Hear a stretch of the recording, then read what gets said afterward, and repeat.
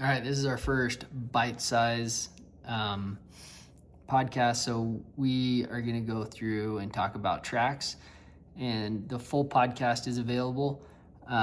You can watch. We talk about tracks, and we talk about sled haulers, trailers, trucks, things like that.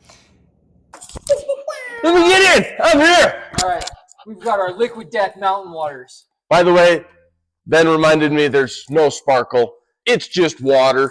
Look, we're murdering our thirst. Yeah. I don't know if we should say that kind of thing. Murder.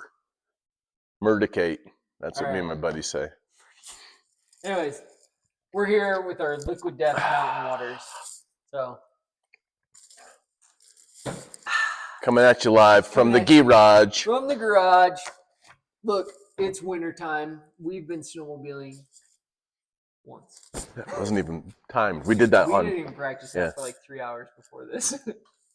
No, we went out and rode. We'll link the video. It was incredible. There was not much snow, and I hit a rock with Jared's sled, but we're going to replace that ski anyways. It was pretty awesome that Ben almost wrecked. It ripped one hand off. One hand, And- I stayed on by the skin of my teeth. I did what everyone does when they're filming. Oh, crap. And I grabbed the phone and jerked it. And I'm like, I can't go help Ben. Like, if he falls off, it'd be even better. Dude, if you could have moved over and caught me, Oh, yeah. Run that after would you. have been I got you, Ben. the neatest thing. Yeah. Also, you would have been like Superman fast, Flash fast. So, yeah, we had a great time. We took my daughter. Yeah, she's And a riot. she's out an there. awesome commentator. So hopefully we'll throw in a quick clip of us out there. Yeah. I was joking Also, with we'll link the video Yeah. in the description. Yeah. I was joking with Ben that I was going to wear my new climb gear because I wore my Carhartt bibs and like some plaid farmer coat that I found. So It was sick. Yep. Very, very great attire. So that brings us. Today we're going to talk about two. Let's hope you're going to do it with me. Let's try it again. We're going to do two hot topics: trailers, setup, also sled hauling. I'm trying to be with you. That finger doesn't work. I broke my hand and that finger doesn't come out all the way yet. What if the other one goes straight? Well, it'll all go if all five go. All go. But that one won't go all the way out. Okay. So I get 3.5. Okay, will your pinky go out? Okay, pinky goes out. You can be fancy. Oh, Okay. The other long thing, intro. Did I talk about tracks? We're going to talk about tracks. Track, sled hauling. Tracks is something I think about all the time because, well, one, you got to find the right, like there's this giant range of tracks from trail riding to mountain riding, and then in like crossovers, and in each of those categories, there's tons of tracks, right? I don't think it's in the, over there, I've got a stack of like, I don't know. I can see 4 right now, and I know there was a 5th And because it's down. I'm like, why do I have so many tracks? Because there's a lot of sleds that have options in here. Yeah. So I've got another one out back. Anyways, so I think it's out back. I don't know where it's at. Maybe there's 2 out back. Anyway. Tracks are huge. So one thing I want to talk about really quick is how they work. And this is huge for, like, if you're riding the trail and you're going down, it's almost like a huge tire with no air in it. It's rolling, and that's how fast you're going. Mountain riding for me changed the way I viewed and acted when I realized I was at Brett Rasmussen, Ride Rasmussen style, and the instructor, and I feel so bad I don't remember his name because he is such an awesome dude. It'll come to me later. I feel like my dad when I'm trying to remember a dude's name. Actually, my dad's gotten old enough now that he doesn't care. Sorry, I digress. But when you're powder riding, when you're in the powder, you're not turning, and that's what's going. Your track The speed? track is going, but it's not like a tire. Right. It is jet propulsion. It's how much snow you can move and shoot out behind you. I don't know if this has happened to you. It happens to me, or I watch it happen to other guys all the time. You're pulling a sled out, they turn, and the roost hits you, and it can knock you over. Yep. Because that roost comes out of there so hard, so fast. because it's jet propulsion and that's what's pushing you. Well, you think about, like, I think about boats when you talk about that. Yep, and that's Like exactly. jet drives move so much water, and when it hits you, it's essentially like a water pump, know, like pumping out, and it is just blasting you. Yeah. And that's what you're saying, is that when you're in the powder, you're jet propulsion. When you're on the track, you're going, or not track, when you're on the trail, one rotation is getting you the length of that rotation versus jet propulsion. That thing could be doing 55 and you're moving at 5 miles an hour because it can't get whatever it can get through. So and that gets you into thinking like, okay, what lug height do I want? And I'm going to start with the very basics. Okay. But yeah, so I don't know a ton about trail sleds, and I kind of want to learn more. Like the little guy right there, the 550 fan is the closest thing to a trail sled. I guess I have the 440. Yeah. Got kitty cat. Kitty cat. I don't know. Like trail riding isn't a big thing here. We've talked about going on a trail ride. Like the Minnesota boys come out here, and we're like, we're gonna go ride trails there. We're gonna go to you. Yeah. So it's something I'd like to learn more about, and like in the builds that are running through my mind, I'm constantly thinking about it.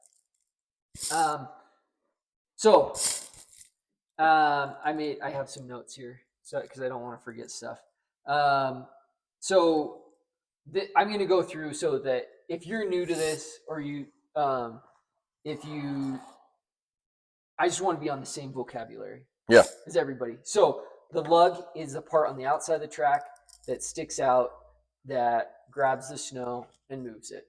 It gives you traction, right? It's like your lug on your tire. It's the lug on the sled. Those range huge.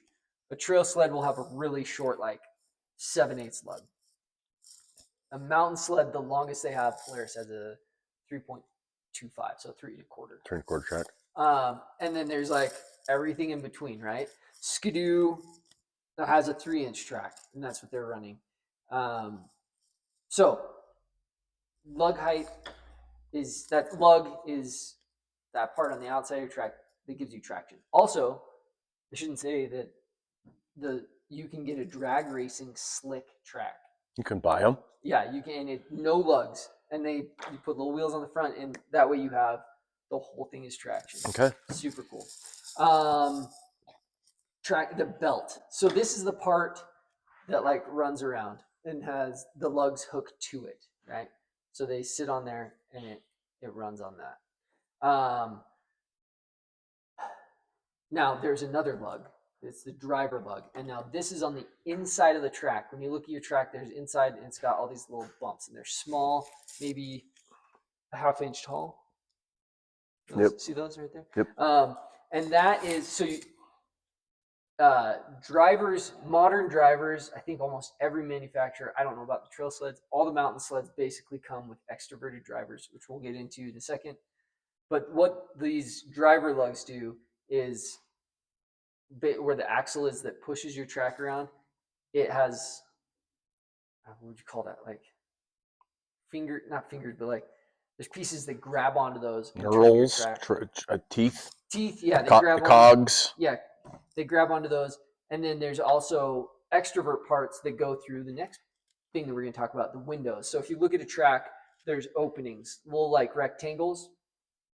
And that's the extrovert will grab that extrovert part on your driver. So you have the driver lug, and then you have the extrovert part, which goes through the window. And because a lot of times, am I making sense? No, yeah. I mean, I guess what we have to make sure is that everyone's understanding that the build of a track, most guys are seeing that. Yeah. And then you're like, oh, what's in front of you? And like you're saying, they're like, why is there holes? And that's what you're talking about, is the extrovert's going through the holes. Yep. The introvert's is grabbing the lug section, and you Yeah. can't see it, and maybe he'll pull one up for you so you can understand that part. Yeah. And drivers are different. Yeah, right. Driver isn't part of the track. It's what turns the track. But drivers have to mesh with the track. You can't put a Polaris track on your Skidoo without a lot of modifications. Yes. Yeah. So, which is a whole other day. But that's where what Ben's getting at. Yeah. So and Avid will make you whatever driver you want to put on whatever Motor to mesh up with the track. Yeah, your shaft that Yeah. you have. So like he'll mill whatever. So the window is, I think all tracks have them. Maybe not some of the old ones. I think even the No, even the old ones have it. I'm looking at the Indy Classic right here. It's got it. So they have them. And then in those windows, they'll put track clips. And they're little metal pieces that ride against your high fax. High fax is the bottom part of your skid. And those, you usually, most mountain sleds have them every other window. And that just helps the high fax run on there. They put it every other window. Excuse me, this mountain water is just making me burpy. No, like legitimately. Didn't murder your thirst, did it? It says still drinking water. There's nothing in here to make. Anyways, so guys, I have heard guys say, "Oh, you get better, like you get more performance if you put track clips on everyone." I think the manufacturers don't put them on everyone because, well, one, on mountain sleds, if your purpose is to deep snow ride, I don't think that it matters because you have so much snow and lubricant in there that I don't personally think it matters. Not very many guys are doing that. I'm sure somebody out there. It's a lot of weight. Yeah, it's a lot of weight. So they're cutting out a ton of weight. I mean, you're probably going to add 2 pounds to that track when it's all said and done. By the time you add, maybe not 2, but I mean, even 1 pound of centrifugal weight is a lot. It's a lot. And I just don't think it's necessary. So that's the track clips. And then you also have fiberglass rods that run across the track that give it its help with its rigidity. Right. And so then there's like Skidoo. Yeah, I was just looking at it. Skidoo has 2 tracks. So they have the flex edge and they have the non-flex edge. Depending on what model you get, is depending on which one so basically what the flex edge does is the rods stop early, and so the edge of the track can bend up. So you bring up a really good point when you just brought about, like, depending on which one you get. Yeah.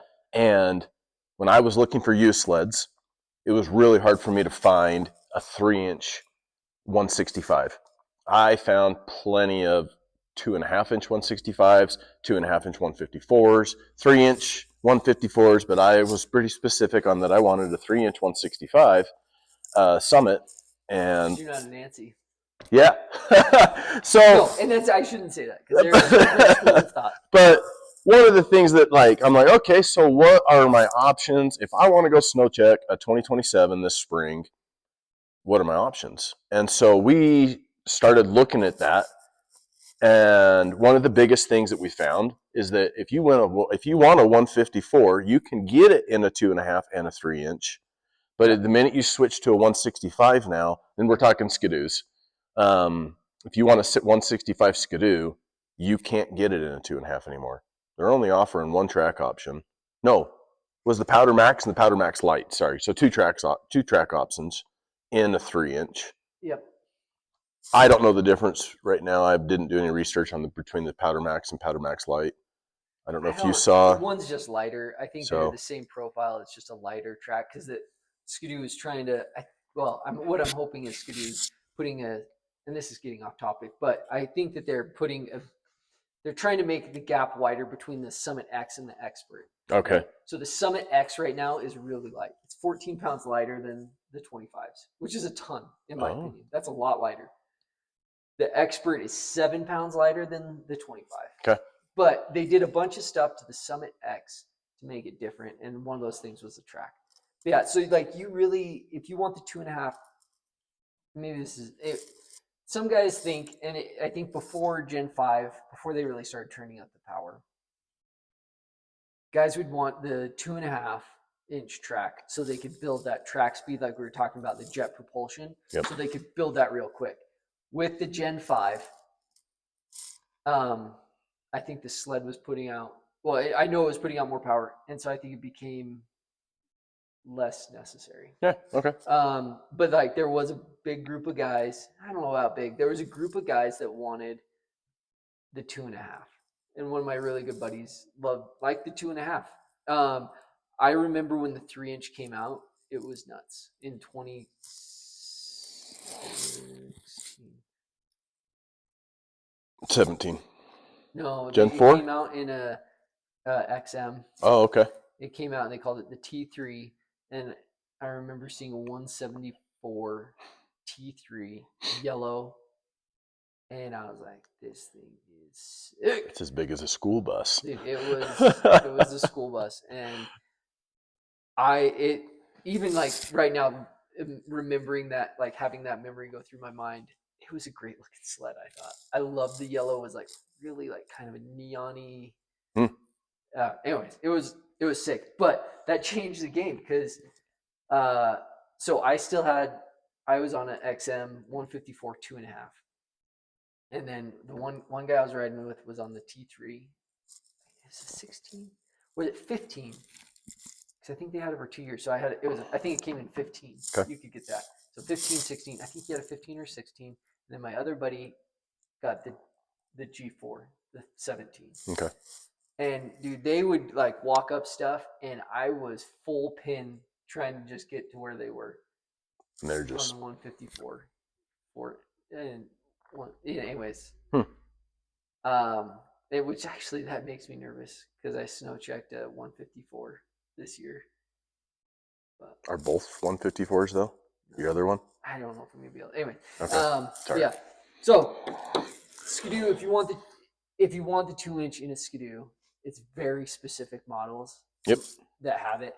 My guess, and we didn't look into this, but I'm guessing the SPs and like the in-season models, it's easier to find them on because if you're getting those models, chances are that you're more going to ride the trail, like going to your cabin and then getting off trail a little bit. Well, and they're going to build either, we have 2,000 154 2.5-inch tracks laying around. Let's build some and get them out. Yeah. Versus like the 3 inches in demand, it's on snow check models, but we only have a couple hundred now left. So, yeah.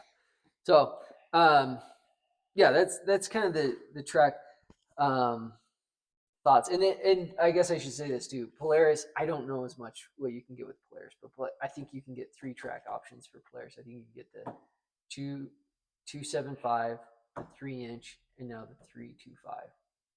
But I haven't looked to see. Are you going to talk about custom tracks? Is that something you want to talk about that right now? Because you bring up a good point. You're like, well, they only they offer these. Then there's a whole slew of options that well, you can talk about Chris. Yeah, Chris Brandt came out with his new track, and if you haven't seen that, it's very interesting. I thought it was pretty cool that he had to take it upon himself to he had a minimum order, and they said we're not going to build them, and so unless you hit the minimum order. He's like, what is it? And he ordered 50 tracks. I think was the minimum 50? Order, and that's a lot. Dude, that's a lot. If you think 15 or like he's got 60. Wait, are they $2,000 a track? At least I can't remember if they were 1,500, but let's say he's got $100,000 that he's got to fork out to I'm gonna make it work. Where your mouth is, I guess. Yeah. So good on him. That he really believes in it, and I don't think there's a few guys in the industry that if things don't work, they don't run them, and I think Brett Rasmussen and Chris Brandt are 2 of those guys. There's other, and I'm sure there's more, probably like Keith Curtis, and I'm sure there's a slew more, but those are guys that I feel like they're not going to do something if it doesn't work. They're doing it for a reason.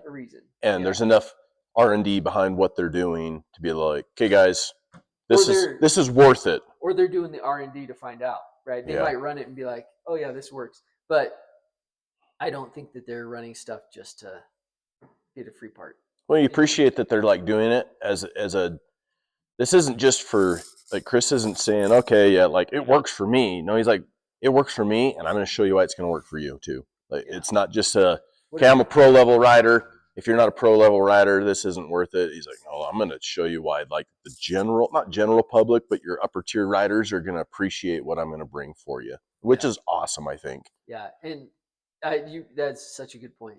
And watching him ride, he is a rocket. It's like, how does somebody move that fast on a sled? It's insane. But so, his track is, I think it's a 325 in the middle lug. Because on most tracks you have one lug in the middle, and then you go the next row, two lugs, nothing in the middle, one lug, two lug, and it kind of that pattern repeats. Full circle. Full circle. It comes all the way All the around. way around, man. It's insane. So yeah, and like our 146 that Tony and I built, it came in the guy sent, so it had an 1.5-inch track on it. We wanted a 2-inch, and he's like, I have one, but it's pretty bad shape. We're like, yeah, just send it with it, anyways, because we didn't know how bad shape it was. And we got it, we're like, oh, this is pretty rough. So we ordered from Caliber, just like one that they had. I don't know if it was from Caliber or Tracks USA or something, but we ordered a track, and it's a Caliber. I don't even know what track it is, but it works pretty good. There's different, like for mountain riding, like you want kind of softer lugs, so it grabs the snow better, I guess. Yeah. And it moves it. Which I would think harder lugs would grab the snow better, but And you think about temperatures too. You're riding at -10. What's rubber gonna do? It stiffens up at a certain point too. Well, yeah, and then because when you're really mountain riding, I guess you wouldn't want to really stiff because you come across a log or a rock. Rip all that off. Which brings, actually, I think I can cover that later. Yes. Okay. Now, the other thing that happens with tracks is that on the belt is there's different plies, right? So you have 1 ply or 2 ply. Most mountain sleds are going to be 1 ply. They're a little more flexible, a little more lighter, not a little more lighter. They're a little lighter because you don't have that extra rubber on there. But they're strengthening them with things like carbon fiber and the fiberglass rods, and then also just like strands. Like if you get you'll get your sled, and then all of a sudden you're gonna be like, you get a brand new sled, you get it home, you go for a ride or two, and then all of a sudden there's all these strings hanging off the side. Yeah. Super normal. I just cut them off, burn them off, whatever. They're fine to be there. It's just what happens because the strands are in the track to strengthen it and hold it together. The only problem with the single ply is then you lose durability. And When you hopefully I'm not taking this from you. Please. So we were talking about tracks the other day, and Ben was talking about durability and longevity of a track, and you're like, well, when we ride dirt bikes, we burn through a tire. You're gonna, like, let's say we're 30-40 hours on a bike, we burn up a tire in a season, and you made the comment of like, well, you're gonna burn a track up, like. You're not going to have your sled and be like, well, I didn't get 3,500 miles out of that track. That was kind of lame. Yeah. And you're like, well, yeah, what do you expect it to? I mean, that's like a wearable part. Yeah. Can you imagine having a lug this big on your truck and expecting to get, having super swampers and expecting to get 100,000 miles out? You're like, it wore out. I can't go mudding no more. And that was like it was kind of an epitome to me. And I'm like, well, yeah, I don't know why I never thought about that, because that's a real life thing where guys get mad or they're like, yeah, my track ripped or this happened. And you're like, well, yeah, you hit a tree. Yeah. Oh, yeah, there's a log sticking out and you went full throttle over that thing. Yeah. Like, it's going to happen. Like poor Tony had a track on and he's going up a hill and there's a stick sticking right out of the hill and his track just goes right into it. Oh, I knew it just punched right through. Ripped out the inside. It was gutted it. Yeah, that's a bummer. So did I take that from you? Hopefully you weren't going to go into that, but we were during one of our like quadruple discussions a day. Yeah, it was like, oh yeah, that's a great thing, Ben. Yeah. So okay, so we've kind of talked about a lot of this stuff, like modern track technology. With the Flex Edge. So what the Flex Edge does is it folds over, right? So that fiberglass rod doesn't come all the way out to the edge. Right. So it can fold over, and when you're learning how to sled, it can help you get on edge easier. The disadvantages I've found is when you're getting a little bit better and you're starting to get into steeper, more technical terrain. I wonder if the wash you out. You know, we got T-Motion that Skidoo's running. I don't know what Polaris, if they're doing anything with that. No, they're all rigid. But the Alpha is one. And I should have looked because I'm wondering if they're running. Anyway, sorry. Yeah, well, that's right. What are they doing? Because it is so narrow. Yeah, you're So, running just down the center. What's that like? You know, cat guy make a comment if you're running one. We should have asked Thompson. Yeah. Sheldon if he knew. Because I mean, I don't know if they're getting all their flex or like T-motion type thing from just the body, not having just one point and it can roll. Yeah. Or if they're getting flex from the track, and maybe the track can like V in the deeper snow. I don't know. Yep. It'd be interesting to know. And we talk about flex, and that was one thing that hit my mind that I was like, yeah, Alpha's running that, and that's what they're. Yeah. You know, can you hold your edge longer? What's it doing for you? I know with the T-motion, when you got into steep technical terrain, it would wash a lot more. And so I can't imagine the Alpha one doing better. Yeah. But I don't have any experience on it, so I could be dead wrong. Hey, if you want to come riding with us, we'll swap sleds. If you want to ride one, we'll let you. If you let us ride your Alpha. Yeah, let's ride your Alpha. And then I talked about, there's they're always trying to lighten stuff up. So like a lot of them have like these rubber blends with like Kevlar reinforcement, and then just because you want the least amount of rotating mass you can. Okay, so track pitches, which we'll get into that in a minute here, are big on how many lugs you can get in. So the guys back east would know way more about this, but like the trail sleds, you can put studs in them. Yeah. I've never had a sled with studs in it. I know nothing about it, but I do know there's two types of studs. There's some that go into the belt of the track, and then there's some that you drill into the end of the lug. And I think that's what the guy, like the hill climb racers are running, the ones that they just drill into the track. And what they're running for the tips, I don't even. It might even be like carbide or some type of. You're right. I mean, there's some there's some ones that you're like, whoa. I was looking at Thundercats, and a lot of Thundercats were just studs all the way around. Yeah. It was like, holy cow, it looks like a chainsaw chain with how much crap's going on in there. Yeah. So. Well, maybe this is obvious, but the reason that they're running studs is because when you're on the ice, or if you've ever driven your sled across asphalt, in your front carbide, your like Skags or carbide ski runners, they'll dig into that asphalt and you'll just spin your track. So the same thing kind of with ice. You hit ice like that, and then your track just spins. So the studs poke into the ice, and trench away, give you traction. So, and that's, I guess, you'd want the 2-ply lug, or not lug, 2-ply belt for that, because then you're bolting into it. And then I think, there's the crossover tracks that they try to get a blend of both of those. I wanted to talk about track pitch. So what the pitch is it's the distance between the center of two drive lugs. That's how far. So common pitches are like 2.52, 2.86, 3-inch, and 3.5. That's kind of what they're running. And that goes along with your jet propulsion topic too, because you get too much spacing and then you don't have enough grab in the next lug. You get too close, and then your track speed's too high for it to grab. Yeah. And I guess I relate it to chainsaws. So chainsaws, they call it full skip chisel bit, and there's another one in between, and you get too big a spacing, and you can just feel that saw grabbing a tree, and it's just ripping into it.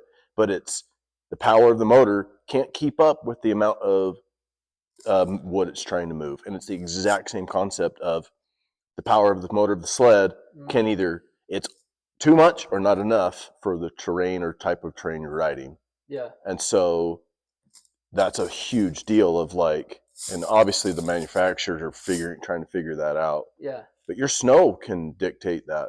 Powder, wet powder, Yeah. 6 inches under a good base. So Yeah. So in 2017, that's when Skidoo switched from like the 164 or 163 to a 165, okay. and they put in the 3-inch pitch. And I think Polaris is running. They might be the 2.8 or 8.6, I think maybe. Anyways, so it's just how and that changes. Yeah, like Jared was saying, the lug distance. Right. That was a great analogy with the chainsaw, like what you can get out of it, because you want to be able to have snow for the lugs to grab. Right. So I love that with the chainsaw. That's awesome. So yeah, that's the other thing is pitch, and that also, like if you're doing like a mod sled, that's a big deal. Like finding the right driver for that. Because then your driver has to fit that.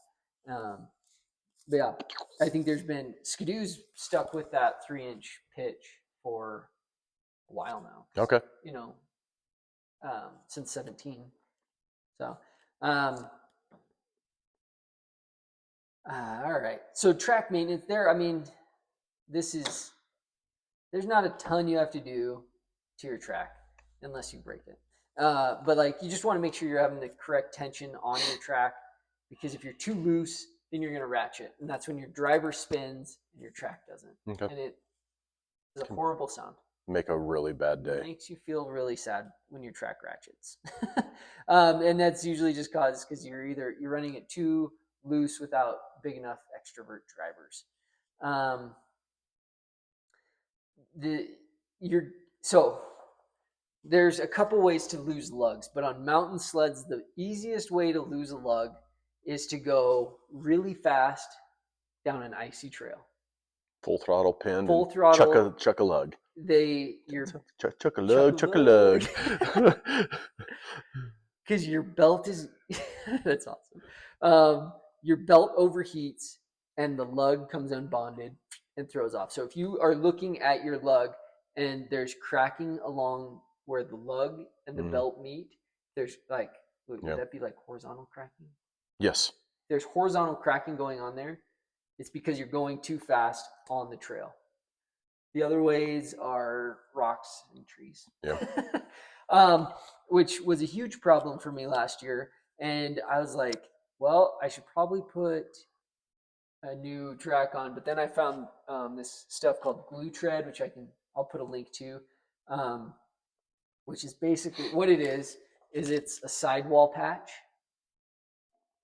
that I have just glued my lugs back together with it. I mean, you're saying it's holding up at a level that you're like, oh, this is kind of insane how good it works. It's crazy. I mean, I'm going to do a video on my track on how many lugs are glue treaded. Yeah. And it's insane. This stuff works. Like if you have a lug that's ripped in half and you're like, oh, I don't want to lose this lug, get some glue tread. It's super easy. You clean the lug with some sandpaper and you put like dots. Oh, the first time I watched your video, I was like, there's no way this is working. I went and bought some whatever 6000 or 6000. And I was like, I'm not doing that. Like, there's no way it's holding up. And you're like, no, you really need to come look. And I'm like, wow, like it's legit. Because I used to do the E6000 and I would glue them together, and it works for about 3 rides, and then you have to re-glue it. You're just constantly re-gluing it.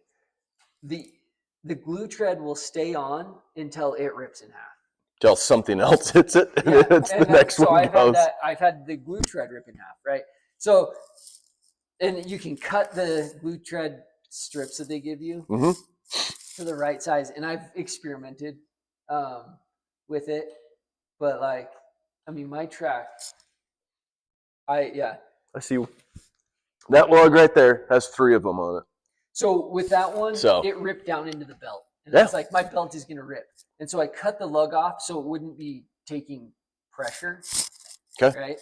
And then I glue treaded it. The old M7, with it is a 2-piece track, or not 2. 2-ply. 2-ply. Yeah. And the plies have ripped apart where the tow rope somehow got in between both plies and ripped it. And like, that's what we're going to have to do on it. Yeah. And it's going to work great. Yeah. Like, I mean, because I put these on, I did not ride nice. Just wanted to see. Dude, I just rode it like I stole it, Hmm. and it worked great. So, now you do need to okay. There's other things you want to make sure that your high fax is not worn out, so you're not going into your track or into your rails. You want to make sure that your track is aligned as straight as you can get it, so that it's not wearing weird on your drivers. I'm looking at my track, trying to think what else. I mean, you can cut off those strings that come off the side. Also, so okay, two things with the fiberglass rods, and then I think we're about done with tracks because you guys are probably sick of hearing about tracks. But the fiberglass rods, if your track is too tight, I saw Muskoka Freerider last year, got his so tight it broke the fiberglass rods. Oh, interesting. Old school guys before T-Motion were breaking the rods so that they would have flex edge. Okay. Two things to watch out for depending on what you're trying to do. Maybe neither of those matter to you, but yeah. He was having to run his so tight because there was a problem with the 23 drivers that they were ratcheting a ton. They fixed it in 25. Oh. They have new drivers. Does yours ratchet? So I put the 25 drivers on. Oh, It did ratchet before that though. Okay. Or you can go extreme and get the Avid drivers, which have really big extroverts. So cool. Tracks are this, man, they're so awesome. It's like, but you have to find what you're doing the most of, right? Yep. Like, so if you have a sled set up for spring riding, you kind of want to find a spring track. If you have a sled for jumping, I'm sure you want to get a different track. If you have a sled for trail riding, mountain riding, like there are so many tracks and so many amazing options out there that you're gonna, you just got to find it. What works for you. Yeah, and I mean, I've always run OEM tracks, except for on the 146. But yeah, because they put so much R&D into them. But the Chris Brandt track does seem enticing. So, anyways, that's what I have for tracks. Hey, thanks for being here, and you guys are awesome. Catch you in the next one.